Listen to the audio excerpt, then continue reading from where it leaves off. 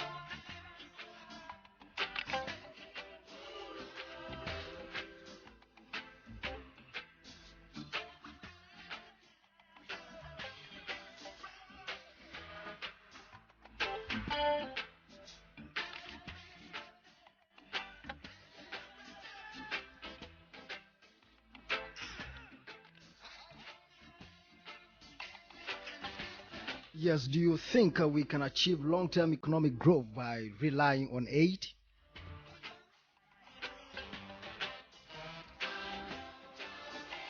Why will the world continue to push us on agenda of aid on the African continent, especially Ghana?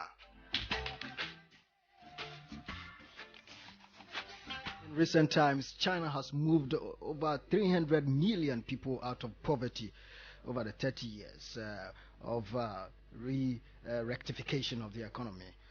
China did not achieve this by relying on aid. Of course, India, to about 450 million people are living in the middle income. Right now, as we speak, they did not also achieve it on aid.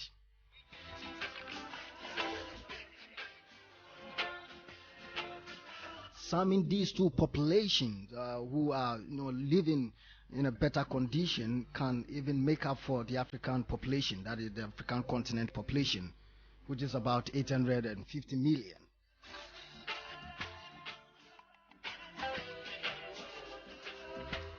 Going forward as Ghanaians, a global problem.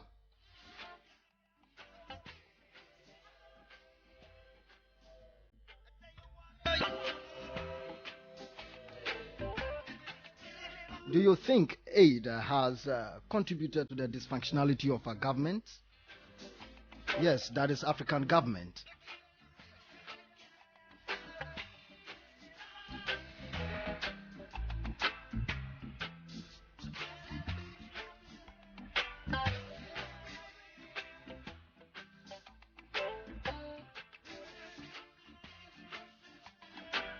Today we'll be talking much about this on the topic why aid to Africa is not working. Why aid to Africa is not working.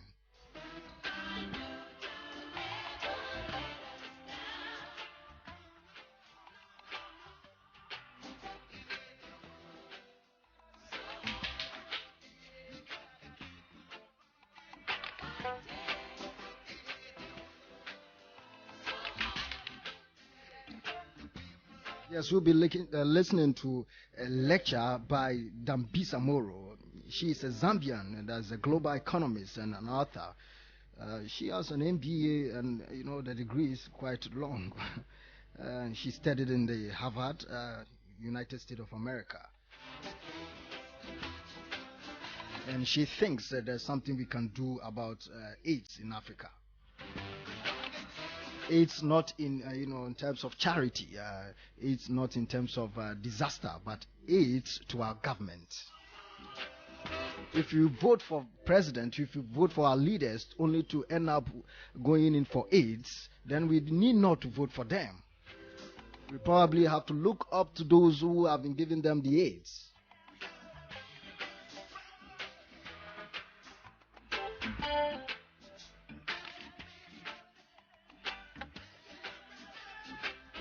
So So we'll take some few moments and listen to the insert by the lady Dambisa. And of course, we cannot leave you out. You just have to join in with your thought so that we make a way which is quite formidable for our country. And in the studio to help us do the analysis and also answer the questions is our proud scholar, a linguist and a Pan-Africanist, Dr. Obadele Kambon, and is with me here in the studio. Why aid to Africa is not working. So get your devices ready. You can text as we, get into the listening of the insert by texting me with your thought and also getting your questions ready for Dr. Obadele Kambon. And the number here is 0262 512 962. 0262 512 962 or 0262 512 963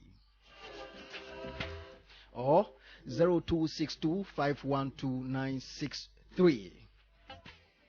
So get your questions ready, and as we return from the listening of the insert, we'll come back and do the analysis and tackle the very important point of the topic. So do hang around and don't go away.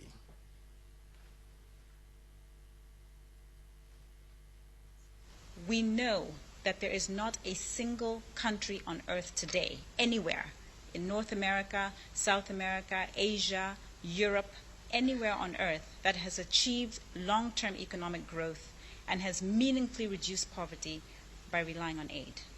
And yet, we continue to push an agenda of aid onto the African continent. I might add also that we also know how to create growth and to reduce poverty. Let me remind you that we happen to live in an amazing time where we've just witnessed China move 300 million people out of poverty over 30 years. 300 million people. And we also know that it's got nothing to do with aid. India today has 450 million people living in the middle class. It has the biggest middle class in the world. There are more people living in the middle class in India than there are all over Europe. Again, we know that India has not achieved that by relying on aid to the extent to which African countries rely on aid today. And yet we continue to push an agenda of aid onto the African continent. Throughout the discussion today, I want to remind you also that there are more poor people in China than there are in Africa. There are more poor people in India than there are in Africa. And yet look at the way we portray Africa and Africans. In the book, I call it the Four Horsemen of Africa's Apocalypse. The focus is on war, disease, corruption, and poverty. And yet, there are many places around the world where that combination of things also exist. And we also know that portraying a continent of 1 billion people in that manner is not helping our young people to have confidence in themselves to become partners on the global stage with the rest of their peers. Nor is that type of a portrayal a good thing to attract investment, which we so desperately need across the continent. Nobody wants to invest in a place which is viewed as disease-ridden, full of poverty and corruption. And yet that is how Africa is portrayed. You only have to watch your television sets, and I'm always amazed when I come to the United States, especially coming into the Christmas period, and just how many charities and organizations are using young African children as a way of raising money for their charities. You rarely see Indian children. You rarely see Chinese children. We don't feel sorry for China. We don't feel sorry for India. But somehow, for the past 40 years, there's been a very successful campaign to view Africans as poor, as desperate, and as unable to help themselves. I want to start off today by telling you in this room that we all agree on a couple of things, on a few things actually. So although I may be portrayed as anti-aid and controversial and somebody else viewed as pro-aid, the fact of the matter, we are on the same team. And in particular, there are three things that I believe we all agree on. The first thing we agree on is nobody wants Africa to remain in poverty and dependent on aid forever.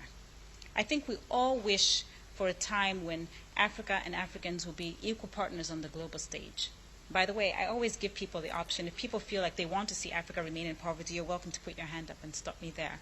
But I think, in general, we would like to see a time when we actually see Africa and Africans contributing to the global stage. I'm reminded of my PhD supervisor, Paul Collier, who always talks about, he was the author of the Bottom Billion not too long ago, but he talks about the fact that Africa is shearing off from the rest of the world. So the rest of the world is going in one direction, achieving major strides in terms of economic development and reduction in poverty, and Africa is shearing off and going in another direction. But I think we all desperately are tired of the story, the negative stories coming out of Africa. We'd love a time when we hear good news. So that's the first thing we agree on. The second point that we agree on, I believe, is that we desperately need African governments to lead the charge for development and poverty reduction in Africa. There is no point in individual Americans caring about Africa if African leaders don't care about Africa. There is no point in the American president or European presidents or Africans like myself, individuals on the ground, caring more about the plight of the African continent than African leaders. We need African governments to be incentivized to do the right thing for the African people. We need them to be motivated to get the train moving in the right direction. I say this having been reminded by in an article that President Kagame of Rwanda wrote in the Financial Times in February this year. He said, "Do not assume that we Africans, or rather that you, care more about our continent than we do." And that is part of the problem. There's this tendency that many people who go to Africa, who are trying to help the developing world, think they care more about our continent. That is not the case. And the fact of the matter, this is not an Africa problem. It is a global problem. We should all be concerned, and we should ensure that African governments are front and center leading the charge. You should not want to hear from me. You should want to hear from African presidents. They are the ones who should be standing here in the line of fire, explaining to us as global citizens what the plan is for Africa going forward. The third point I want to make, I have to say, completely confess here, is actually a stolen point. Earlier this year, I was invited to Norway, which I had never been to before. Norway, for people who don't know, gives about 1% of the country's income to aid. So I was really surprised that the Minister of International Development there said, he invited me to Oslo, which is the capital of Norway, and had a most amazing time there. And the Minister of International Development made a statement which actually was completely shocking to me. In fact, he was helping me make my case. He said, although Norway gives about 1% of its income to aid, and they do support the aid agenda, we have to accept as global citizens that aid has contributed to the dysfunctionality of African governments, whether we like it or not. And the sooner we accept that, the better off we'll be. I almost fell off my seat because I was like, oh my gosh, Minister, you're helping me out making my case. The point here is that aid is making our governments in Africa underperform. I will come back to this point, but for now, suffice it to say that on the one hand, we know that there's an issue of corruption. Many African governments today and in the past have stolen money that was earmarked and targeted for helping Africans. But even in the best case scenario, where the government is not stealing the money, we are creating an environment on the African continent where our governments are abdicating their responsibilities of providing us as Africans with public goods. I will come back to this point, but at this moment, just remember that how you live in the United States. President Obama knows that he will live or die in the White House based on American votes. And Americans go into their polling booths every 4 years, and they judge the presidency based on public goods, which include things like education, health care, I know that's a very big hot potato now in the US, infrastructure, and security. How well has your president provided you with those services? In Africa, those goods, education, health care, infrastructure, and security are provided by foreigners. I will come back to this point. It is a subtle point, but it goes to the heart of the matter, because you're asking us as Africans to go and elect our leaders. But what is the point of electing these leaders in a democratic process when they actually don't provide us with the goods and services that we need? In fact, on my book tour, I was in Kenya, and somebody put their hand up and said, you know what you're actually saying is that we should spend our time voting for the Gates Foundation versus USAID because they're the ones who are providing us with the goods. It sounds like a joke, but actually it goes to the heart of the matter. Nobody wants Africa to be dependent on aid and poor forever. The second point, we need African governments to be motivated. And the third point is that aid has contributed to the dysfunctionality of African leaders. I'm going to say a couple of other things before I launch into my vitriolic attack on why aid is not working. First of all, what is the definition of aid? Obviously, there's a lot of money that goes to Africa every year. The current estimate is about $100 billion goes to Africa in the form of government-to-government transfers each year. In the book, I basically delineate aid into three categories. The first category is what I'd call humanitarian or emergency aid. So think of the type of response because of a Katrina or a flood in Mozambique or an earthquake in Iran or recently Indonesia, the tsunami that was there or the one that we had in 2004. I believe that there's a moral imperative for us as human beings to act when that kind of tragedy happens, regardless of where it is. So my book is not a critique of emergency aid. The second type of aid is what I would call NGO or charitable aid. So this is sort of giving $10 to build a well in Zambia, which is my home country, or giving $20 for a girl to go to school in Kenya, or so on and so forth. I should tell you that I myself am involved in a number of charities. I sit on the board of an education charity, and I sit on the board of an HIV charity. However, I do not delude myself into thinking that somehow, because I'm helping on a micro level, that somehow we will meaningfully see poverty reduction across the African continent, and that this continent will actually start to grow at high enough levels so that people's incomes can improve. The types of interventions that NGOs and charities are involved in are Band-Aid solutions. We in Africa are desperate for ways in which we can overhaul the system so that Africans can actually find ways of creating income and jobs for themselves. I want to remind you here that over 60% of the African population is under the age of 24. I'll just say that again because people sometimes don't quite get that the first time. Over 60% of Africans on the African continent are under the age of 24. There are countries in Africa where over 50% of the population is under the age of 15. We've got a very, very young population desperate to get jobs. I myself, when I go home to Zambia and sometimes park my car at the traffic light, I cannot tell you how many young people, many of them who've gone through high school, sometimes even college, are on the streets selling trinkets, DVDs, T-shirts, ducks, mirrors, name it, because there are no job opportunities. Our countries are not growing fast enough to make sure that these young people will have jobs. Ladies and gentlemen, this is a formula for disaster because we're going to have more disgruntled young people on the streets, and ultimately, without jobs and without opportunities, we will end up with these cells of terrorism, which we've seen already in places, in failed states like places like Somalia. Very quickly here, a friend of mine, a Somalian friend of mine who has been in exile since 1992, said to me, I was having dinner with her, and she said, people don't seem to understand. In fact, I should say it was the night that the Somalian pirate, the 17-year-old, I don't know if people remember this, the 17-year-old was arrested and brought to the United States. And she said people don't appreciate that since 1992, anybody who was born in 1992 or later, so a 17-year-old maximum, in Somalia has not spent a single day in school. So you have a massive lost generation of young people who don't have any opportunity. Anyway, I digress. The first type of aid, humanitarian aid. Second type of aid is NGO, charitable aid. Let's be honest about what that type of aid intervention can do. It can send a girl to school, but it cannot make Africa grow fast enough to create jobs for these young people on the streets. I should also just point out here that the UN, the United Nations, has an estimate of about 7%. Africa needs to grow at 7% a year to meaningfully put a dent in poverty, to create enough jobs so that we see a poverty reduction. This year, Africa is expected to grow at about 1.8%, just to give you a reference. My book is not about humanitarian aid, nor is it about NGO or charitable aid. My book is about the third type of aid, which is the government-to-government aid flows that go to Africa every year. As I said, this number is about $100 billion a year now.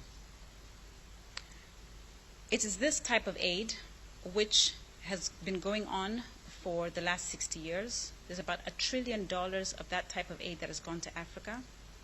That is about $100 for every man, woman, and child on earth today. And since the arrival of that aid, we have seen steadily Africa's growth prospects decline. Our incomes have worsened in the past 40 years. And just to give you a picture, in the 1970s, 10% of Africans lived on less than $1 a day. It's less than $1 a day, living on $30 a month. Today, over 70% of Africans live on less than $1 a day. Something is clearly not working. And yet, people don't want to have the debate about why it is we have one method of development for the rest of the world, China, India, Brazil, Russia, even South Africa, and a completely different approach to economic development across the African continent. This is the reality. Hello, Radio Univers 105.7. My top 10 reasons why aid doesn't work. I was told that this is a very good way to outline them because of the David Lesserman show.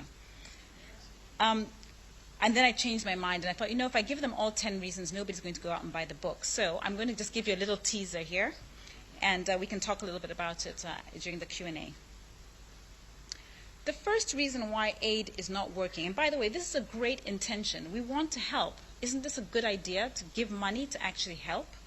And I should actually say at this point that if I had been a policymaker in the 1950s, I probably would have been a big supporter of aid.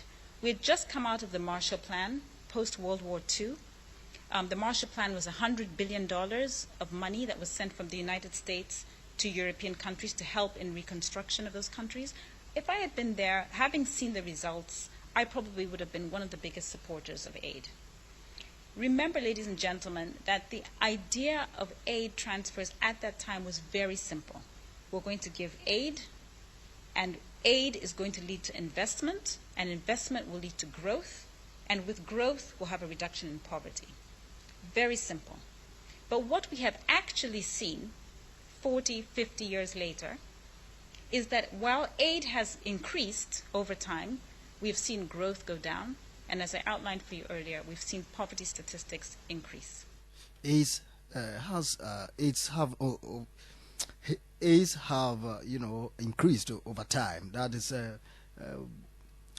Dambisa Moyo of Harvard University, an economist, a PhD holder, and she's speaking to the issue of lot of AIDS in Africa, especially, particularly in our case, Ghana. We've been getting AIDS there.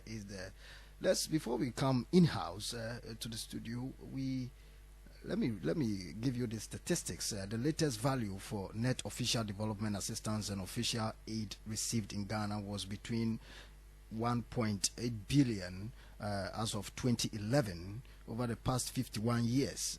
Okay, it means that Ghana did not start going for aid today or just yesterday, but long time ago. And in the past 51 years, the value for this indicator has fluctuated between 1.8 billion and then $2 million. That is coming from the Index Mundi.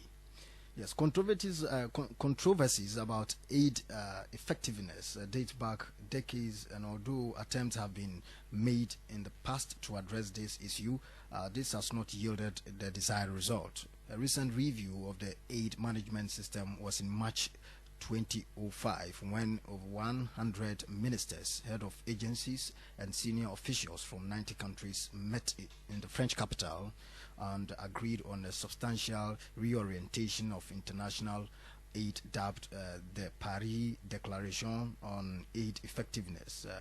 The Paris Declaration, shortened PD, represents a significant milestone in the process of reforming aid delivery and management to achieve improved effectiveness and result.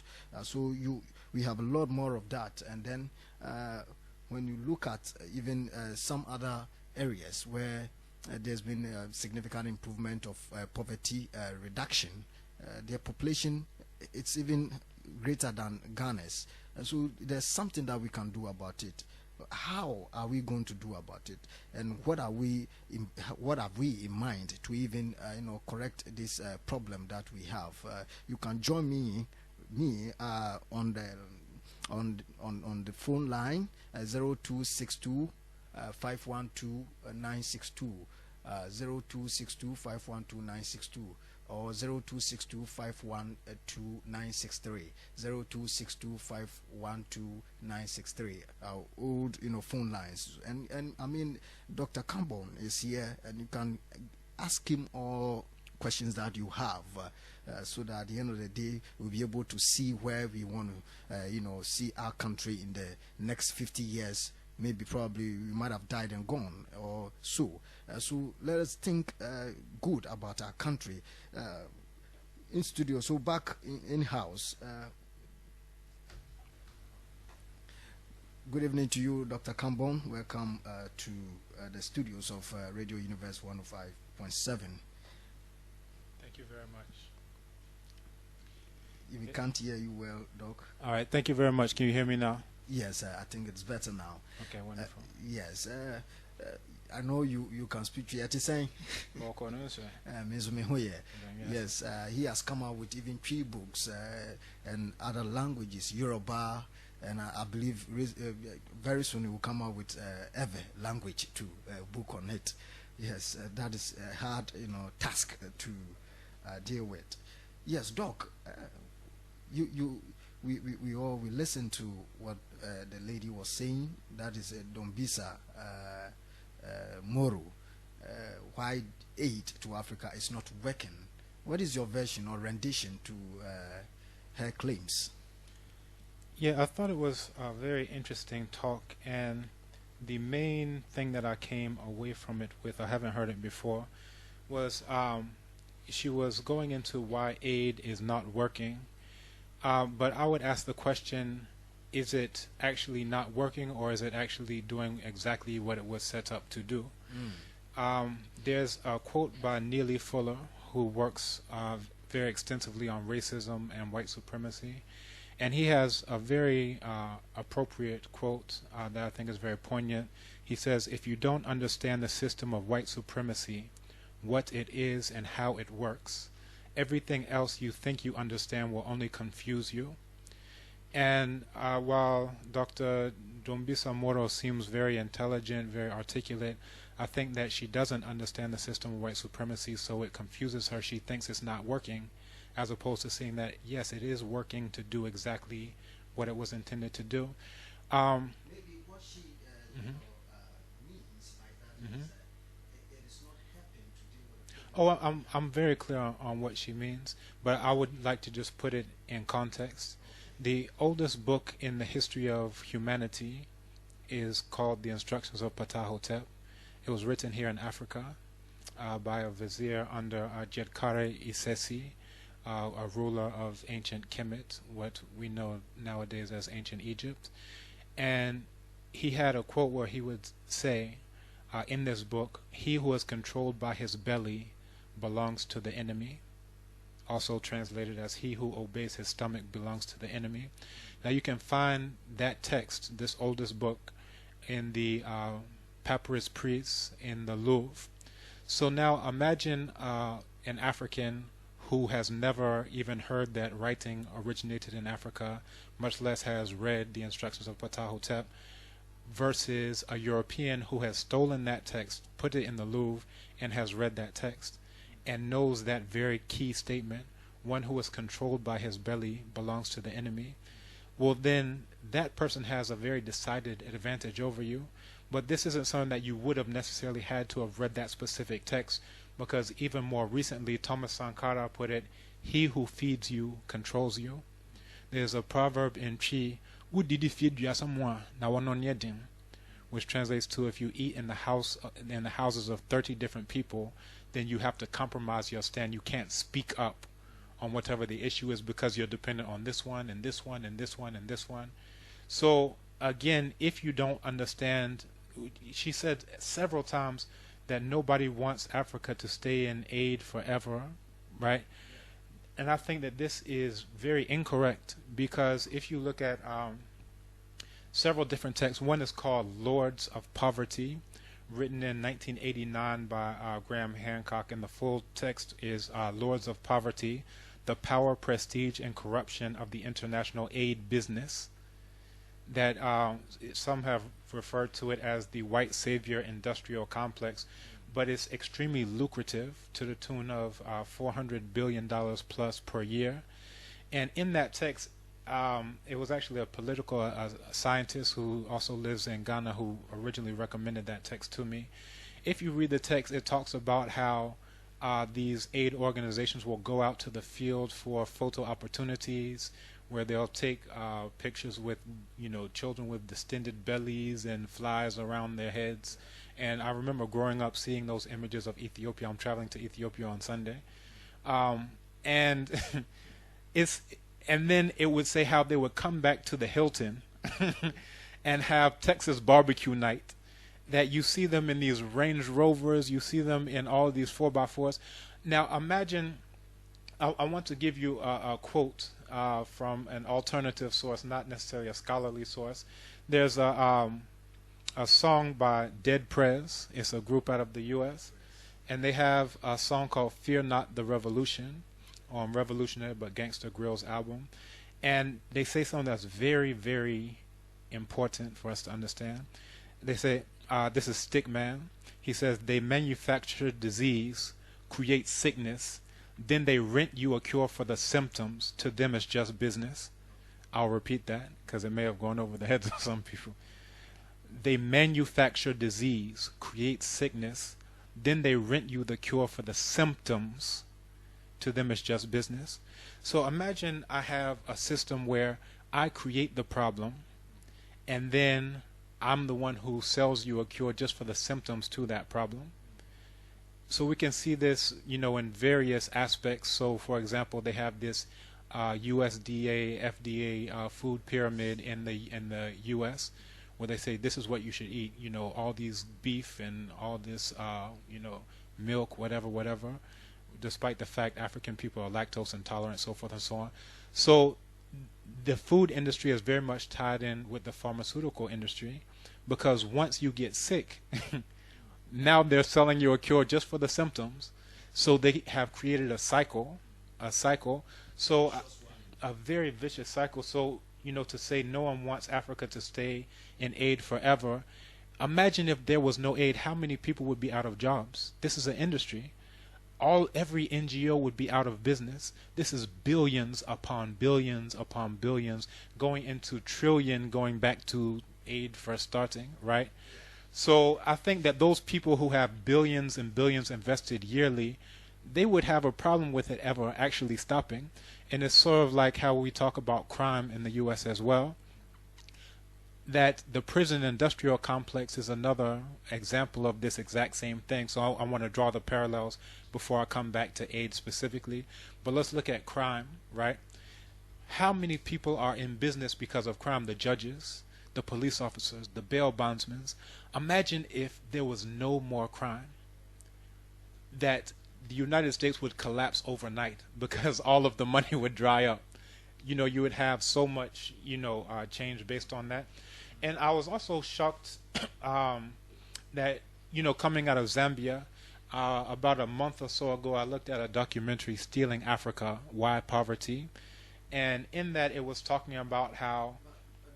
Yes. Speaking about these manufactured diseases, Yes. is it a reality? Has it ever occurred in our case? Yes, and it occurs all of the time. Yes. This is exactly what we can come to. If you've ever been familiar with Project Coast, are you familiar with Project Coast? This was in South Africa. Okay, I'll enlighten you. Dr. Walter Bassoon was one of the main, he was also known as Dr. Death, and Dr. Gould has a thesis on this as well, where basically it goes into how Europeans in South Africa, through documented evidence, and if you just look it up, Project Coast, you'll find plenty on it, where they were attempting to find a racially coordinated virus, something that would specifically work against African people. So again, I want to go strictly with things that are documented. He was actually prosecuted, but of course let off the hook at the end of the day. But some of the documentation said that a lot of the anti-apartheid leaders, they were arrested and never found again. But what it turns out is that they were actually doing experiments on them. We can also look at the Tuskegee syphilis experiment, where the black men were given syphilis without being told that they were given syphilis. So all these happened in South Africa? No, that Tuskegee is in the U.S. The first one, Project Coast, is South Africa.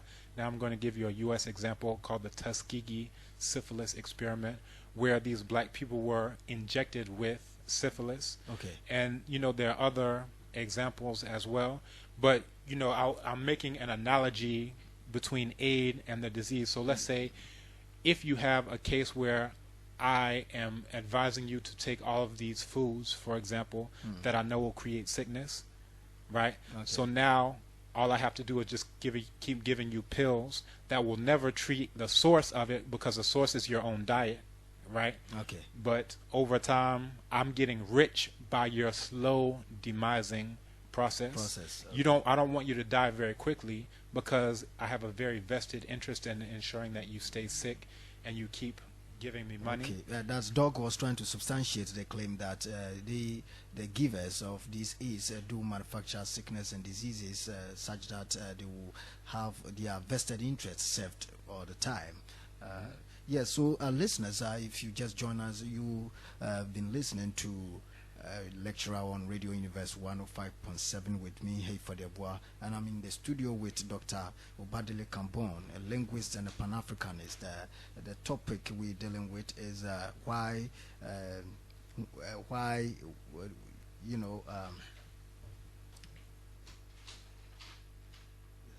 aid in Africa, why aid to Africa is not working. We've been receiving much of aid throughout, over the years. 51 years ago, that is, I think, almost 1960. We were Kwame Nkrumah's days. We were receiving these aids. What have we done with those aids that we received to date? What has it even, stopped our problems? Are we still, continuing to even escalate the challenges that we have in the country? If you have idea or some questions to ask Dr. Obadele Kambon, you can join us on do that by calling us on 0262. Now you can call us 0262 512 962. It's 15 minutes to the top of the hour, so we give you the 15 minutes to speak to us. Dr. Obadele is giving us the background, and he will continue to tell us as and when we ask the questions. So do join us with us. So 0262 512 962, 0262 512 962, or 0262 512 963, 0262 512 963. Do you think that our leaders that we have democratically, elected for them, and are required to provide us our needs in terms of infrastructure and all that, should go to look for aids and be giving us this debt and sometimes troubles and all that? Do you think that we can achieve long-term economic growth by relying on aids? There's been countless aids in Ghana, for instance. I think 2008, as far as my research is concerned, 7.8 billion has been poured into the country in a form of aid. I mean, why? What have we done with that huge sums of money? And today, our formidable challenges still prevail. We don't seem to even know. I cannot pinpoint anything to you that this is what the money was used for, and yet we continue to. The situation worsens, gets aggravated. So you have the opportunity to ask or share your thought with us on that. So, Doc, why would the world, continue to push such an agenda in the form of aid on the African continent? This is a very good question, and I'll start off with a quote from an article on why Eritrea said we don't want aid, And in the article it said, obviously, if foreign aid would develop any place, Africa will be the most developed continent in the world.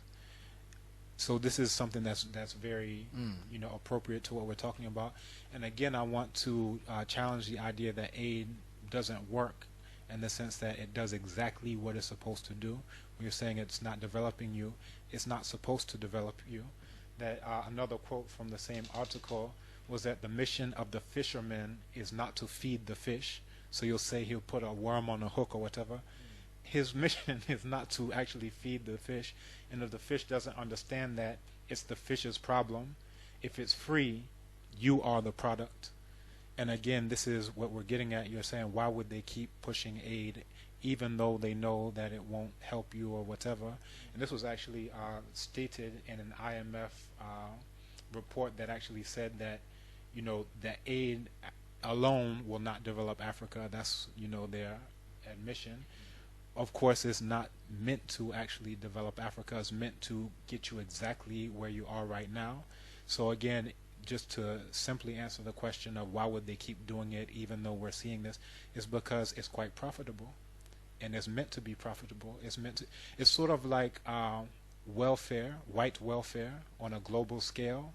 So you have all of these, Europeans, Americans, whatever, who are put into jobs by just doing aid, media, so forth and so on, all of these commissions, NGOs and so forth. And Eritrea actually kicked out all of these NGOs. They refused aid, and now they are actually starting to go on track with the Millennium Development Goals and other goals that are non-millennium goals, because they said we reject aid. They understood, they had an understanding of what it's supposed to do. Just as Thomas Sankara said that he who feeds you controls you, they understood that all of these things, with the aid you have conditionalities, you have structural adjustment programs that are meant to cripple you. And also Afwerki, who is the president of Eritrea, said this, that he who is dependent on aid is crippled, is meant to cripple you. So once you know that, once you say, this is my enemy, they are doing this to control me, they're doing this and giving me all of these stipulations in order to destroy my economy. But Doc, can you specify exactly what those, incapacitations are? Yes. There's a good documentary on this as well called The Great African Scandal. I think I may have mentioned this the last time I was on. And on this, it's actually a scholar who is going into this of rice and the destruction of the rice industry, and gotten to the point where Ghanaians here in the South don't even know that rice is indigenous to Africa. They think it's Chinese food. And literally I tell them, rice was indigenized, it was domesticated rather in Africa, and they laugh. So this is one case where, all right, they're dumping all of this subsidized white rice on you. You get it creates tastes and desires in you, as Amos Wilson talks about, created tastes and desires. Once you have this, it literally destroys your own rice industry, where you don't even have a capacity to do it for yourself. So now let's say they say we'll cut the subsidies. Now you have to actually pay for it on the same price point. Another documentary that gives exact examples of this is the dairy industry in Jamaica. It's called Life and Debt, where it talks about subsidizing this powdered milk and things coming from places like the U.S. So prior to this, Jamaica had a thriving dairy industry, but once they can undercut the price of what you would need to do in order to produce your own dairy, people are now selling their cows for meat. They're just saying we can't do this industry. With the mention of China, for instance, let me tie in with India. In India, some time ago, was also dependent on this international aid and the rest. But today, they are not. So what did they do differently that we are not doing to be able to win ourselves or sever that kind of connection with aid? Right. When you say we would include Eritrea, and then Eritrea is now starting to do that. One thing that we haven't done is gotten the sense to know that these are our enemies. And as enemies, they are doing what enemies would do, which is try to destroy you, right? So Eritrea, one thing is that they are smart, and they know my enemy is not trying to hug me. If my enemy is coming close to me, they're not trying to kiss me. They're trying to stab me.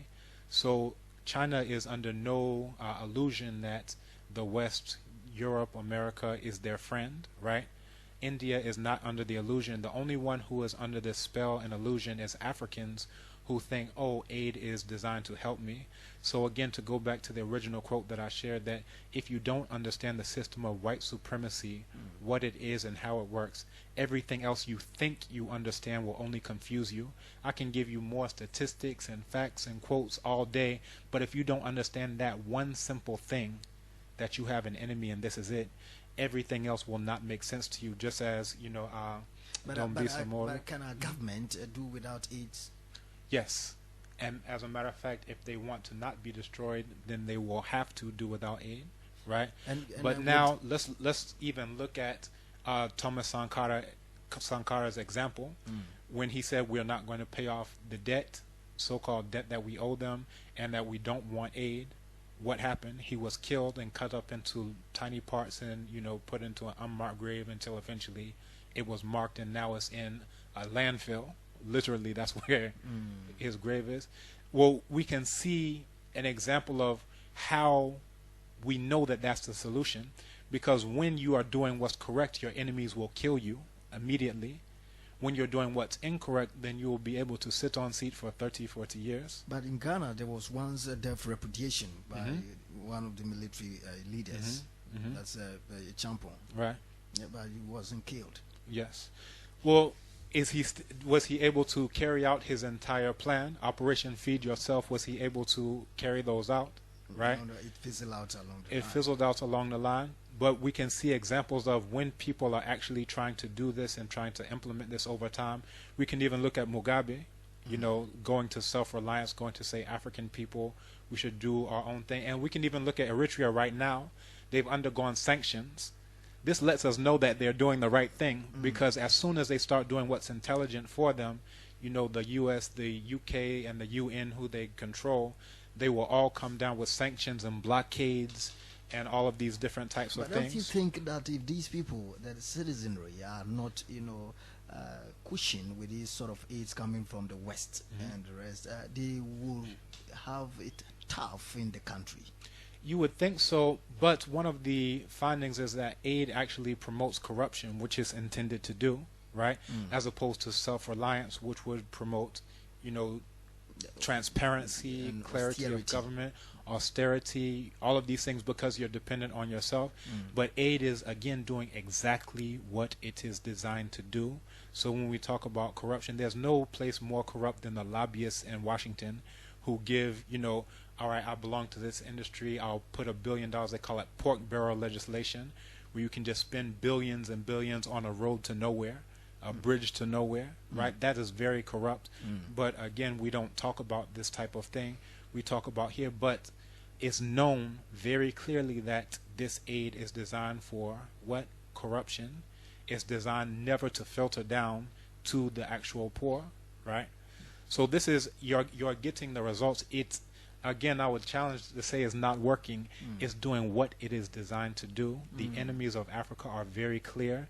And as soon as people start coming up with things that say, all right, let's not do it that way, that's where you start to get sanctions. That's where you start to get them intervening, travel bans, revocation of all types of, international privileges and so forth and so on. So this is who you're dealing with. Yes, research indicates that China, for instance, has been able to take over 300 million of its population from poverty. India also, they've been able to do so. About 450 million people are now in the middle class. So looking at these, what we call statistics, gives to believe that it is doable in Africa, in Ghana for that matter. Ghana, our population is just, I think, quite little. I mean, it is not that big at all. 25, 26 million compared to 450 million. I mean, it's almost 10 times or so. I mean, more than 10 times, I think 100 times plus. Yes. Can we, and for how long, can we in the first place say that we want South-South cooperation, because these countries, they still call them the second world or even first upper middle income countries. So South-South cooperation, is it possible to go to them, just like Nkrumah wanted to do some time ago, seek their knowledge as to how they did it? Because China is also using that imperialist status today. Yeah, this is very good. I think one of the kernels of wisdom of the non-aligned movement, which actually didn't come to pass, was the idea that none of them have our interests at heart. So if we are looking at the West to help us, if we're looking at the East to help us, none of them have our interests at heart, right? I think we can all at least come to some level of understanding with that. So if we're looking at China, but let's come to solutions, because we have to wrap it up. Okay. You were asking, can aid do it? Can we cut off the aid? Yeah. Again, to go back to the Zambia case, the mining company there, where the copper is being 1 minute to the top of the hour. Okay. The mining company there owes over $200 million in outstanding tax, whereas the people subsist on less than $1 per day. Yeah. If we can go after these companies who are doing mining, illegal, Halliburton, all of these companies who are stealing our resources and get taxes and things of that, they promote civil war so that they can take out these resources without having to pay. So I think that rather than begging for aid, which are the crumbs of things that they stole from us in the first place, that we would be better off trying to attack them from where they are stealing on the ground in the first place. Okay, we'll be better off from by attacking them right from the basic level. And also, please look at the Eritrea example. Okay. Yes. Okay. So there's been some example in Africa that we can follow. Thanks very much. Thanks very much, Dr. Obadele Kambon. Dr. Obadele Kambon, a linguist, a Pan-Africanist. It's always refreshing having you in the studio. It's quite insightful today with your lectures. Yes, listeners, you want to put in something. And a very quick quote from President Isaias Afwerki of Eritrea. He says, "Anyone who takes aid is crippled. Aid is meant to cripple people." I'll leave you with that thought. Okay, thank you very much. An addendum to you. So, listeners, thanks so much for listening. My name is Hayford. Yɛboa. See you on Monday from 2 to 3 p.m. for another yet riveting and skating program. Up next is News in Brief. News in Brief.